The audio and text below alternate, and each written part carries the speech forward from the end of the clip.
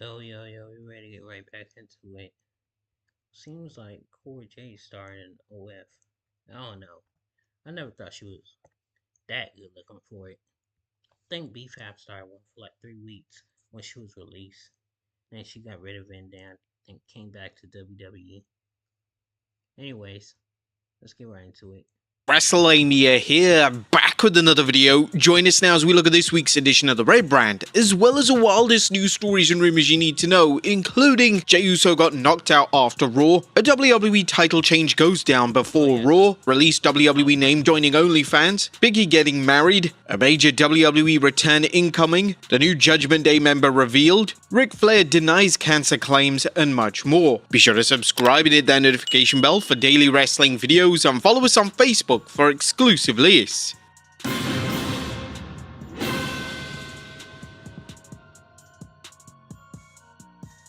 Now, as always, we won't recap the show, but just look at the good, the bad, and the downright ugly. As always, we start off with the good, as number 1, Paul Heyman shines. Must be that tan.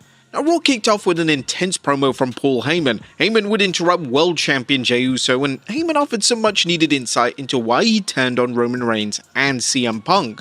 Now, Heyman delivered some of his finest work in recent memory. He explained that turning on Reigns and Punk was the right call and was completely justified.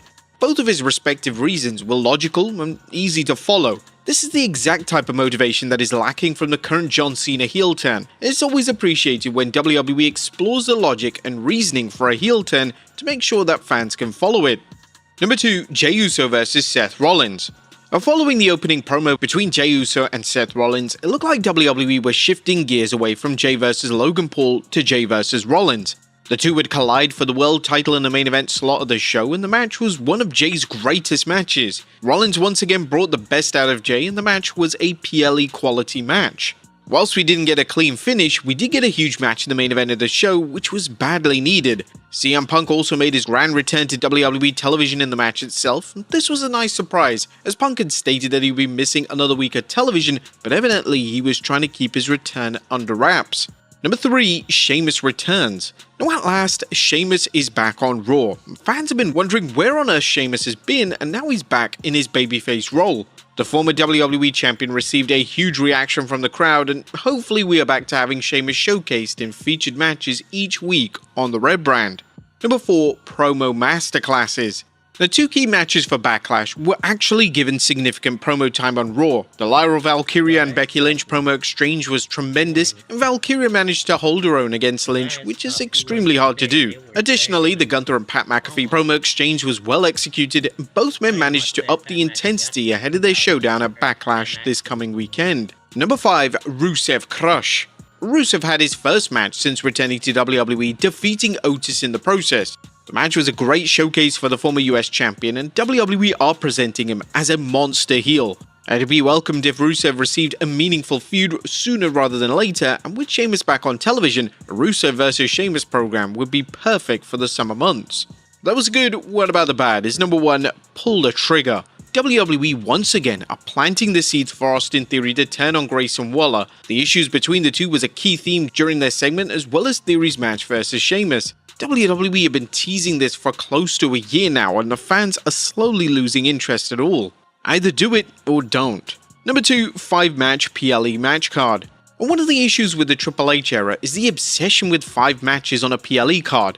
There are so many matches that could be added to Backlash, such as Io Sky and Rhea Ripley versus Roxanne Perez and Julia, and these aren't even being built up on television. It's unclear if the 5-match format is a TKO call, however it would be welcome to see the feuds on TV make it onto the PLE match card for a definitive conclusive payoff. Number 3, where is Cena? Both John Cena and Randy Orton weren't present on the show last night, and this is disappointing, especially because this is the biggest match on the Backlash card this Saturday. While Cena's dates are limited, WWE could have easily had Orton on the show or even had the two engage in some pre-recorded content. It's just not on to have neither of them present on the go-home episode of Raw. There was nothing downright ugly on the show, as WWE did. What's going on with bro? Bro, a dumbass? They on SmackDown. I have no idea what's going on with him. Boy, John Cena ain't been on Raw since Mania, bro. You dumbass.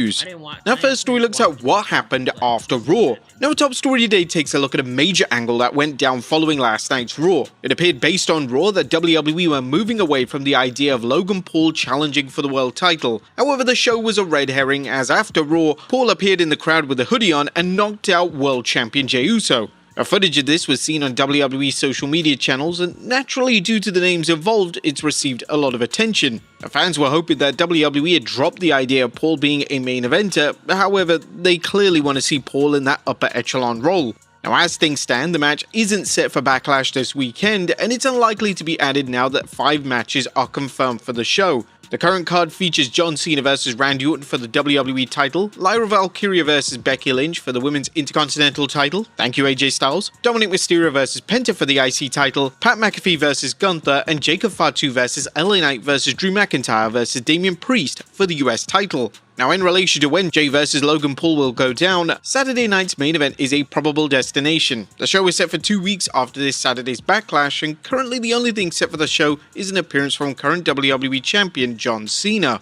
Next up, a WWE title change goes down before Raw, and the following news does contain a significant spoiler for the WWE Speed title, so if you're one of the 3 people that watch it, well, you might want to go to the next story.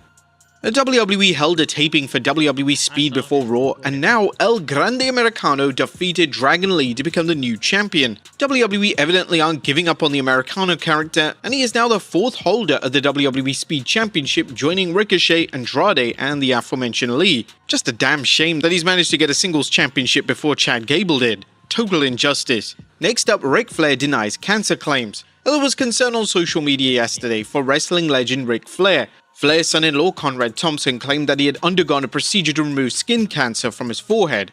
Flair has now directly addressed these claims on social media, and thankfully Flair claims that he doesn't have cancer and he hasn't had a procedure done. I'm sorry people have been misled by social media, but I don't have cancer of any kind. Thank you for your concerns and for everyone reaching out. I'm absolutely fine, and unfortunately, you'll have to live and put up with me for another 25 years. It's unclear why Conrad claimed this, but nevertheless, we're thankful that Flair appears to be in good health. Next up, a WWE star re-signs. And despite WWE making cuts recently, the company has officially managed to keep one key name under contract. WWE and former Women's United States Champion Chelsea Green has agreed to a contract extension. Fightful are reporting that Green recently signed a new contract with WWE, and it's a multi-year deal, but the exact length of the contract has not been disclosed. Green has been a major standout since her WWE return, and some fans even claim that she's one of Triple H's best rehires. Next up, Becky Lynch addresses the Becky Hogan meme. Now, in recent months, WWE fans have coined the phrase Becky Hogan for Becky Lynch. This comes from the idea that Lynch politics herself into favourable positions. Lynch was asked directly on the Raw recap show what her thoughts on the meme were, and she didn't hold back. My face that's already been through hell. My nose isn't perfectly straight anymore, my shoulders popping out, I've got scars all over my arms. All of this from everything I've given to this industry. People go around and compare me to the scummiest person on earth after everything I've done for them. So now I'm the bad guy. I'm supposed to sit here and take it even though I haven't done anything wrong? I broke through the glass ceiling. I changed the game. Now, the comments have clearly hit a nerve, and comparing any talent to Hogan in 2025 just isn't right, so it's easy to see why this would upset the former women's champion. Next up, a release name joining OnlyFans? Could a released WWE star be joining OnlyFans? The recently released Cora Jade is rumored to be joining the platform as she replied, "Stay tuned honey," when Indy Hartwell tweeted about her joining the popular site. And there are screenshots circulating of a profile featuring Jade's picture, but whether it is her real profile has yet to be confirmed. And no, my wife won't allow me to research that. Next up, huge congratulations to Biggie. Congratulations to Biggie, who took to Instagram yesterday to announce his engagement. The former WWE champion shared pictures of the engagement ring and of himself and Chris Yim, the sister of SmackDown star Mishin. Tons of WWE talent, both past and present, were quick to share their warm messages, and it's evident that Big E is one of the most beloved pro wrestlers in recent memory, and we're wishing all the best for the couple. Next up is a major WWE return incoming. Could a significant WWE return be on the horizon? Brian Alvarez from the Wrestling Observer, WWE are interested in once again working with Ronda Rousey. Alvarez states that if Rousey returns, it could lead to WWE re-signing the recently released Shayna Baszler. WWE does still want to do something with Ronda Rousey. Shayna Baszler obviously retired Ronda Rousey, or at least her last match in WWE, so I cannot say that there's no chance we'll never see Shayna Baszler again. I cannot say we'll never see Shayna again because if WWE makes a deal with Ronda and Ronda wants Shayna back, she'll be back. Rousey's had two respective runs in WWE. Her initial run was well received, whilst her second run unfortunately failed to deliver and ultimately left a lot to be desired. WWE bringing back Rousey after releasing so many women in the division would be a questionable move, but this is a 2025 WWE we're talking about, so anything is possible. And finally, has a new Judgment Day member been revealed? Now our final story today takes a look at a potential tease for a new member of the Judgment Day faction. On Raw last night, Finn Balor was caught at a distance talking to Roxanne Perez backstage. WWE teasing that Perez could be a new addition to the group, and could this be a sign that Liv Morgan is getting set to exit the faction? Morgan is currently off WWE television filming a new movie, and her absence is likely to be the cause of dissension within the group in the coming weeks on Raw. But there you have it folks, our look at Raw as well as the wildest news stories and rumours you need to know. Be sure to leave your comments down below, and I'll see you next time with some more. I like Roxanne Perez, man. If her joining the Judgment Day could be her getting a championship early, I'm all for it, man. I just want her to do great. Um, Not everybody to do great, but I want certain people. Anyways, thank y'all for watching. I'm gonna go outside and do